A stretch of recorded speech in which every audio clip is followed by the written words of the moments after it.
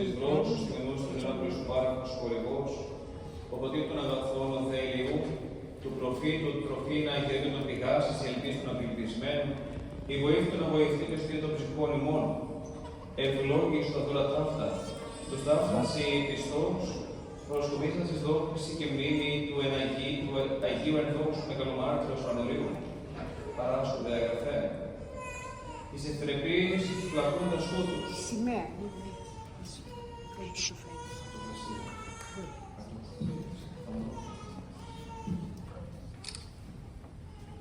Έλληνας Βήτου Ναταλίας Ευσταθίας,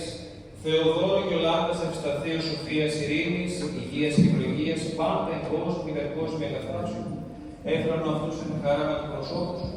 δείξουν αυτοί εις οδούς πυρία τα αιτήματα καρδιών αυτών και πάσα την πολλήν αυτών εχείως πλήρωσον, οδηγούν αυτούς προς εργάσεις καλλιτολός,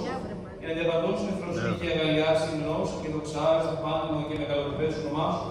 πρεσβείες της υπερολογημένης στο τόπο του Αγίου Ενδόξου Μεγαλομάρτυρος, φανωρή του θεματικού και πάνω στον Αγίον. Αμήν.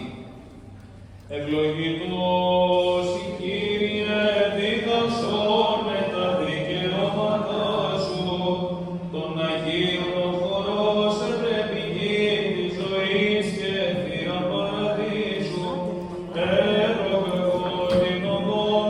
δια της μετανοίας το απολόμος πρόπατον εγώιμη, ανακάλεσε με σωτήρ και σώσον με. Ευλογητός η Κύριε, δίδαξον με τα δικαιώματα σου, προβάλλε εκ ποιότων πάσας με, και η πόλη σου διακοιμήσας, αναπάση έντονης με πάλι με επιστρέψας, εις γυναίξης ελήφθη, εις το καθομοίος